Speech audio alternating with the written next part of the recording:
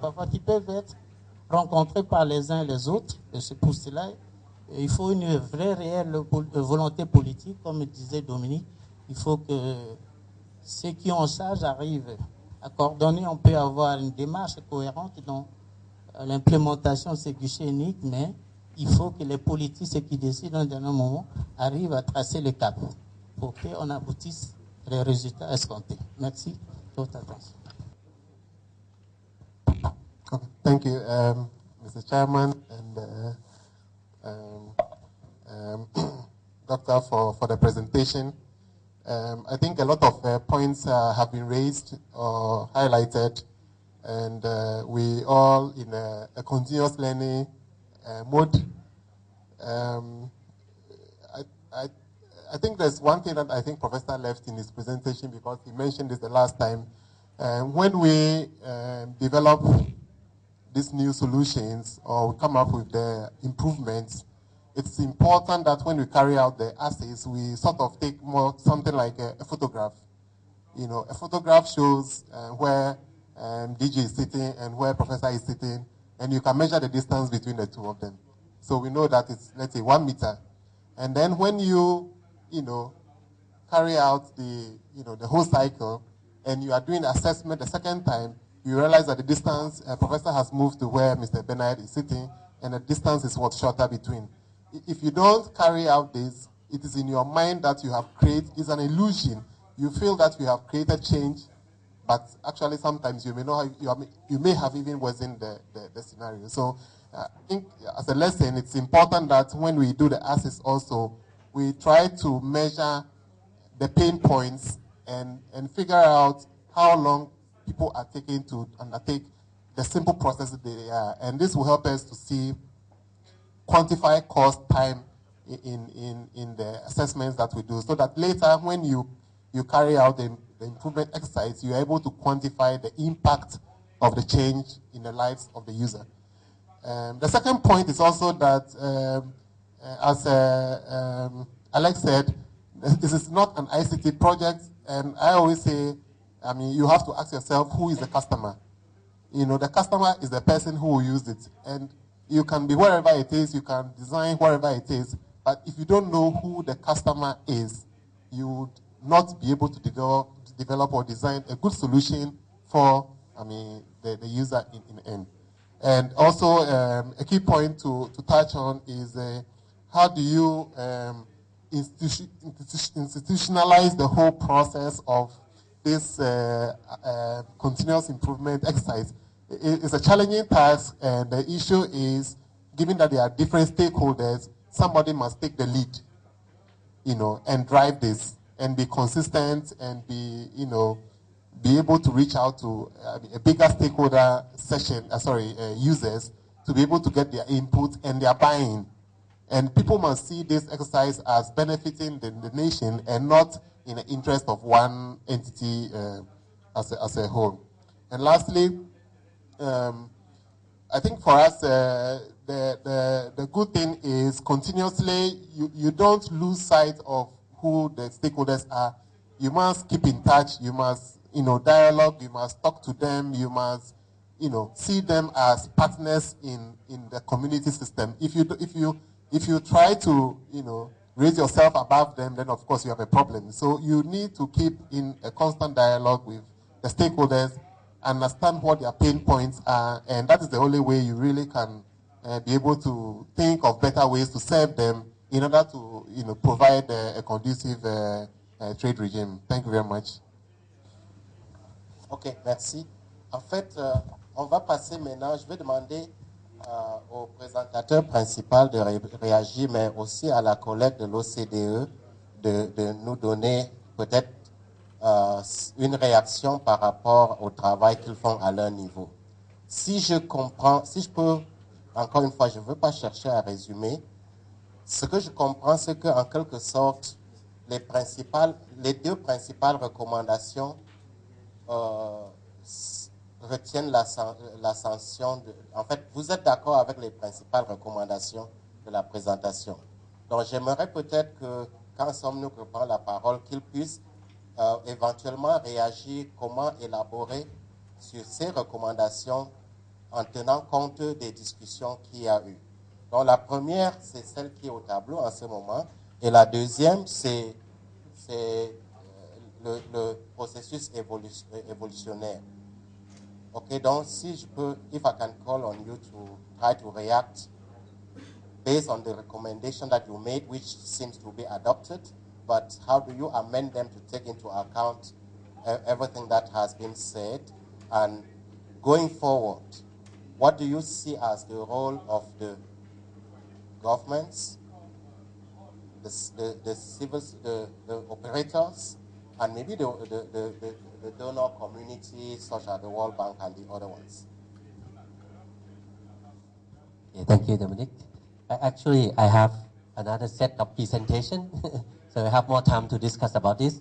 But briefly now, I think one of the questions is how we could create the political will and how to, institutionalize this political will into, more routine management. There are several approaches, and we're going to hear example from the peer review report of the 5 African countries. But there are many approaches that we could create and institutionalize this political will, because in case of Thailand, ministers can come and go. Some of their initiative has been gone when a new minister or new director general coming in. So in several cases, many countries, including Thailand, we try to create this political will and institutionalize this by legislation. For example, by creating, even a decree, cabinet mandate, or a national master plan that endorsed by the cabinet, or in some certain case, we create even a regulation or new law. Let's say, for example, in United States, this is like almost 20 years already. They enacted a law called Government Paperwork Reduction Act. Okay, this is a law called Government Paperwork Reduction Act. Okay, this act mandate all government departments to conduct their self-assessment, their self-business process analysis. Okay, this law force all government agencies to conduct the as-is procedures, and they need to document this and make it transparent and give the reason why government requires the business and citizens to submit these documents, and these different kind of attached documents. They need to give reasons why they, government agencies, request citizens or business sectors to submit paper. Well, what are the reasons? What are the rationale? What are the benefits of collecting those information and make it transparent? And in some certain case, this is happened in Thailand also. The cabinet mandate of government agencies conduct this and put the business process on the charge. Or front end services. Of most of the government agencies now, you go there and you see the transparent details. You need to visit this table, and there are some kind of service level agreement. Okay, maximum time is 30 minutes. If you have issue, if it takes that more than 30 minutes, you could talk to managers.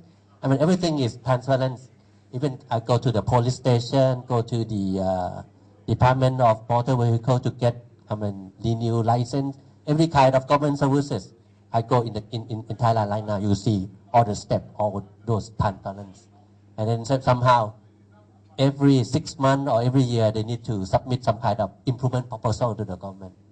Okay, something like that. So legislation of making a law for shipping line to submit electronic manifest, or maybe a mandate to use electronic documents, a mandate by president decree to go forward to paperless trade, something of that issue.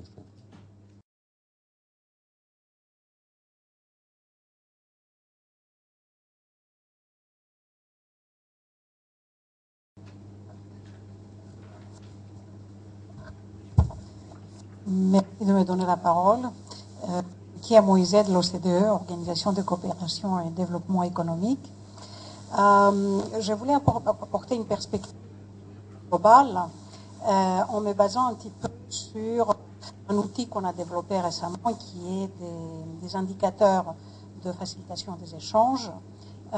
C'est des indicateurs qui suivent de très près l'accord récemment conclu à Bali sur la facilitation des échanges et qui prennent tous les aspects de la facilitation de la procédure frontalière et donnent, on va dire, un snapshot, un coup d'œil de la situation partout dans le monde. Nous avons 133 pays couverts et vous pouvez trouver, disons, la performance de chacun de 133 pays sur le site de l'OCDE. Donc, qu'est-ce que nous voyons sur ces indicateurs, sur les résultats de ces indicateurs, par rapport à ce qui a été dit? Bon,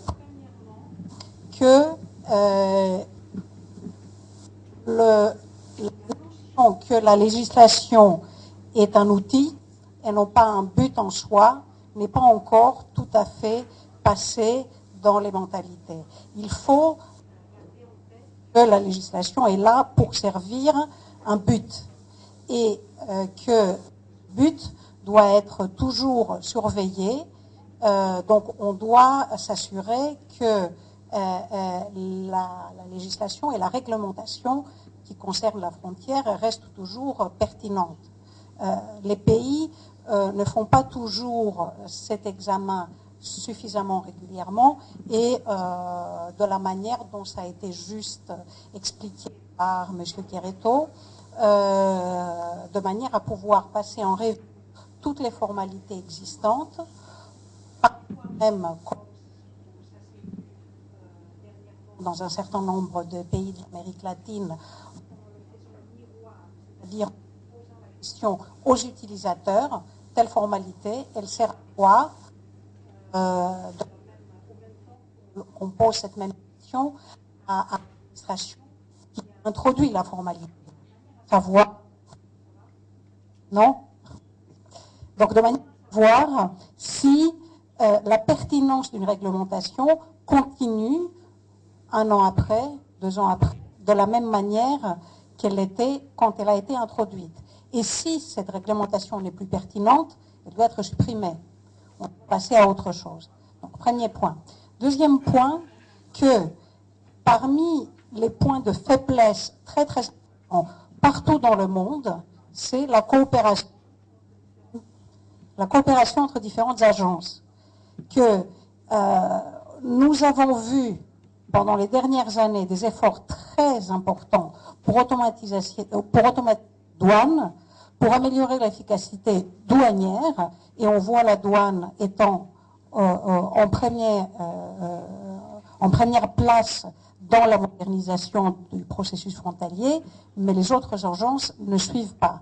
Et non seulement elles ne suivent pas, mais elles introduisent en parallèle toute une série de formalités. Donc, il ne s'agit pas seulement de voir combien de documents sont demandés au processus frontalier, mais le fait que de ces documents, qu'ils soient 10, 20 ou 50, souvent, il s'agit du même document demandé plusieurs fois. Et demandé plusieurs fois, non pas en parallèle, mais en séquence. Donc, l'opérateur doit le présenter une première fois, et une deuxième fois le lendemain, et une troisième fois le surlendemain. Donc, les jours s'ajoutent très très facilement. Tandis que, dans le contexte d'un guichet unique, ça pourrait être soumis une seule fois, en même temps. Donc, le séquençage est immédiatement supprimé. Pour arriver à faire coopérer toutes ces agences, il faut effectivement, et ça a été dit plusieurs fois, une volonté politique. Pour vous donner un exemple assez récent, j'étais il y a quelques mois à San José, au Costa Rica, où ils ont déjà un guichet unique qu'ils veulent faire évoluer à un stade d'interopérabilité parmi les différents acteurs. La personne qui a lancé, qui a plutôt présidé la conférence de lancement, c'était la présidente de la République, Madame Chinchilla elle-même. Donc la volonté politique va au plus haut niveau possible de l'État. Les différentes impliquées n'ont qu'à bien se tenir, pour ainsi dire. Troisième point que je voudrais faire, qui est plus spécifique à l'Afrique, un autre point qu'on voit sur les indicateurs de l'OCDE sur la facilitation des échanges et sur la performance des différents pays, c'est que un point qui est particulièrement, c'est concernant les documents commerciaux. Donc, le niveau de complexité des documents commerciaux des différents continents partout dans le monde. L'Afrique est bonne dernière dans l'utilisation ou l'acceptation des copies, la duplication des demandes documentaires, et est-ce que c'est compliqué que ça? Est-ce que ce n'est pas beaucoup plus difficile que d'introduire de nouvelles techniques sophistiquées comme les décisions anticipées ou la gestion des risques ou l'évaluation après le dédouanement des différents opérateurs? Ça, c'est des mesures qui sont beaucoup plus sophistiquées. Et pourtant, l'Afrique, les pays africains sont dans une bien meilleure situation dans ces mesures compliquées que dans la simplification documentaire qui a déjà bénéficié de travaux partout dans le monde. Les commissions économiques des Nations Unies, notamment la Commission économique pour l'Europe, a introduit donc le UN Layout Key, les différents documents harmonisés et qui sont adoptés en Afrique. Ma question est pourquoi? Je ne vais pas donner une réponse à ça, je vous laisse réfléchir là-dessus. Pourquoi un truc aussi simple? Merci. Ok, j'espère que d'ici demain soir ou surtout depuis d'ici jeudi, on pourrait trouver un début de réponse à cela, y compris comment est-ce que quel rôle est-ce que l'agence peut jouer pour faire bouger l'agenda sur certains points comme ceux-là où c'est un peu difficile d'expliquer pourquoi l'Afrique est en retard. Mais si je peux commencer par ma propre appréciation de la situation, ceci vient un peu aussi du fait que, y compris de notre côté, l'assistance au ministère de Commerce et aux agences associées a été un peu le parent pauvre de beaucoup de programmes de réforme. Donc, et ce qui fait que l'appui à ces agences a fait défaut et on se retrouve maintenant que le maillon faible étant avec ces administrations, on a de la peine à trouver les résultats qui montrent qu'on fait des progrès. Donc, je vais demander aux trois panélistes qui sont autour de moi de donner les mots de la fin. Pendant ce temps, je vais demander à Somnouk de s'apprêter. Une minute. OK, I'll come to you. Après lui, les trois, et puis le Somnouk va faire la prochaine présentation qui sera l'objet de qui est en fait au centre de la discussion de cet atelier. Please. Merci Monsieur le modérateur, et un mot très rapide pour laisser la parole aux panélistes. Je m'appelle Julien Bornon et je suis responsable du programme de facilitation des affaires de la CNUSED, UNCTAD, pour la région Afrique. Simplement pour vous dire que tout ce qui a été dit dans cette première session ressemble à de la musique à mes oreilles. Donc je suis spécialisé plus en particulier sur la simplification administrative et faire en sorte que les contraintes des administrations soient plus légères pour les opérateurs économiques. Et je veux rebondir sur quelques points qui sont vraiment essentiels à mon sens parmi ce qui a été dit par les panélistes. Tout d'abord, le fait de comprendre le process tel qu'il est avant d'aller vers le process tel qu'il doit être. Ça a été souligné par le Kenya et par la Thaïlande. La nécessité d'avoir une feuille de route évolutive, comme l'a dit le collègue de Thaïlande, et de changer au fur et à mesure en fonction des progrès et des simplifications qui peuvent être faites sans passer par l'automatisation ou l'informatisation. Il y a parfois des choses simples comme ce qu'a dit notre collègue du Kenya sur le fait que la pratique administrative se sédimente et que les agents administratifs, sans être mal intentionnés, répètent ce qui a toujours été fait sans s'interroger sur le fait que ce soit utile ou pas utile.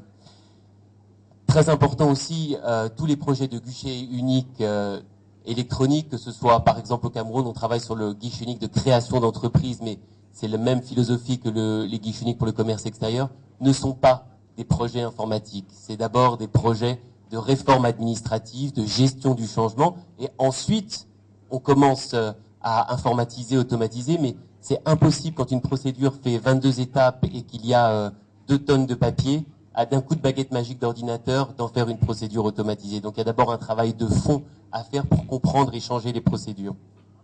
Ce qu'a dit le collègue du Maroc est extrêmement important aussi. Ce qui doit être au cœur de la démarche, c'est l'usager, c'est l'opérateur c'est l'opérateur économique, et ce ne sont pas les administrations. Ce qui importe, c'est qu'effectivement, les administrations se mettent au service de l'opérateur économique pour faciliter les opérations. Le dernier mot, vous-même, monsieur le modérateur, en écho à ce que disait la directrice générale des douanes, par où commencer? Comment faire pour savoir quels sont les différents processus?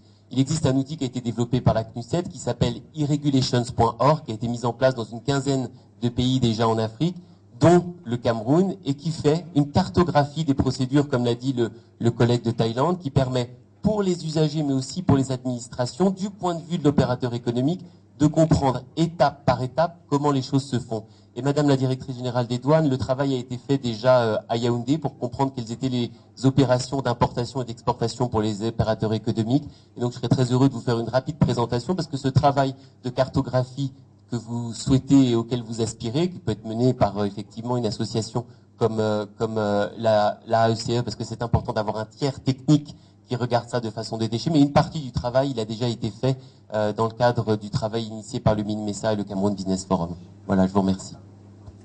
Merci, on peut en parler après. Kenya. Thank you, Chair. Just 2 points before we close. Again, to repeat that after the process of BPA, the analysis, the engineering, we must include the third process, which is very critical, quick wins, identification of quick wins.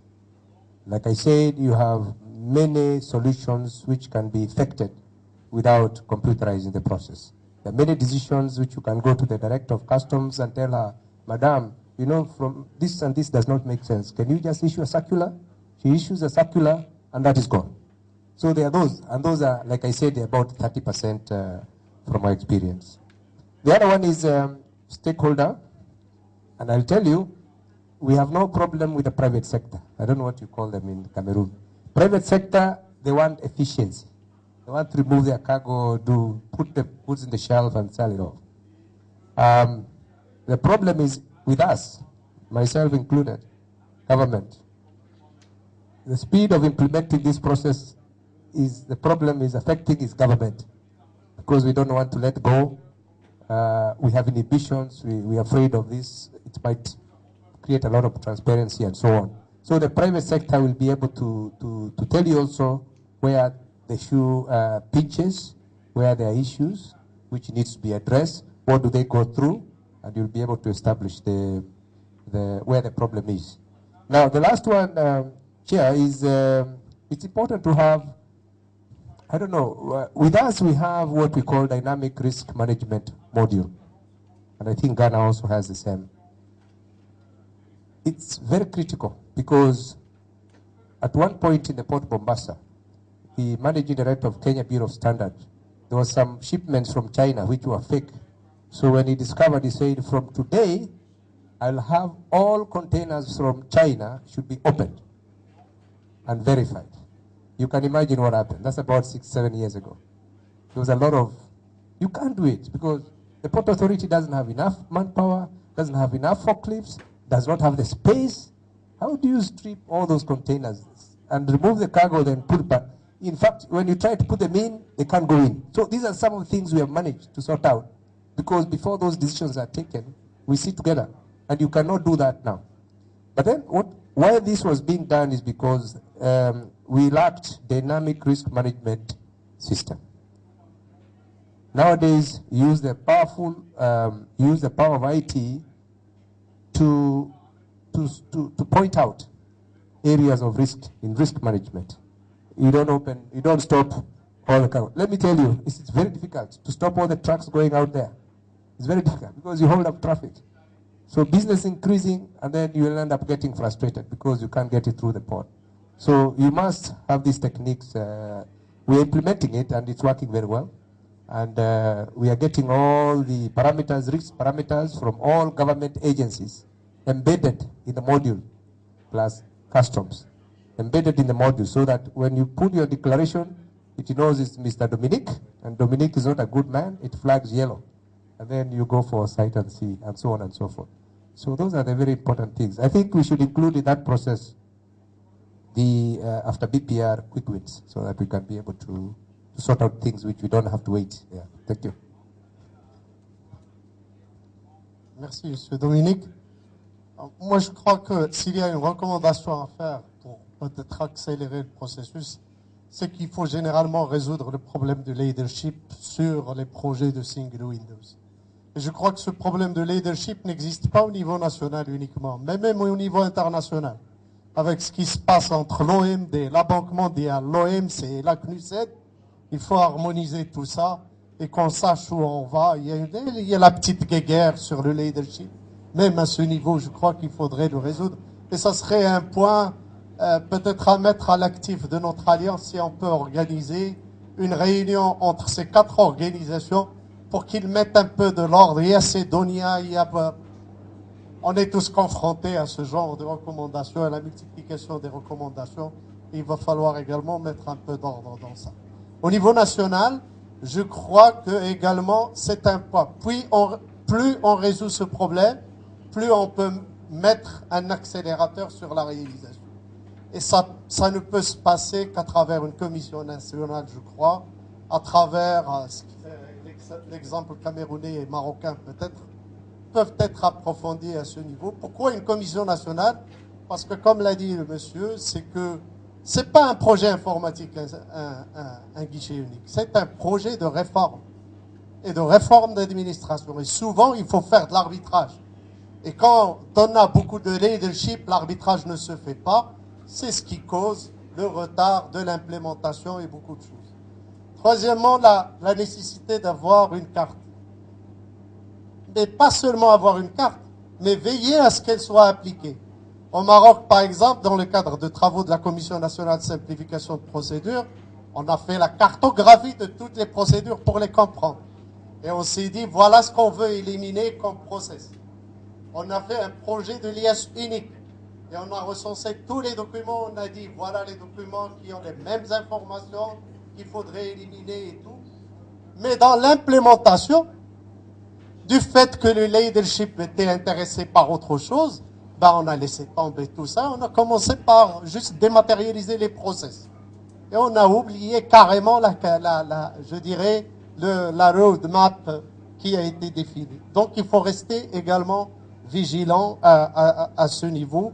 Et c'est important. Un dernier mot. Certes, on va s'acheminer vers l'élaboration des indicateurs. Et il faut être vigilant. Pourquoi? Parce que les réalités institutionnelles diffèrent. Et là, il y a un effort à faire pour qu'on ne tombe pas sur des indicateurs internationaux quelquefois qui font fi des réalités pratiques et des spécificités des pays. Et on se retrouve avec des notations quelquefois complètement décalées par rapport à la réalité et au risque que les pays les payent fort quelquefois dans leur classement, soit dans World Economic Forum ou dans d'autres instances. Voilà, Monsieur Dominique. Madame. Merci. Ce que je peux faire, dire un mot de fin un peu là, c'est déjà que il est important pour nous de savoir où nous sommes. J'ai aimé le dernier prophète, to know where you are. Parce que nous voulons effectivement utiliser cette roadmap, mais il faut que nous sachions où nous sommes. Je salue déjà l'initiative de l'Alliance africaine dans cette évaluation des pairs Je suis curieuse de connaître le verdict dans l'après-midi pour ce qui concerne le guichet unique. Mais je sais déjà aussi une chose, c'est que cette évaluation ayant été faite uniquement au regard des guichets uniques aura des points qui n'ont pas été touchés. Et c'est pour cela que quand je viens de suivre l'intervention de la CNUSED et de l'OCDE, je voudrais les inviter, comme la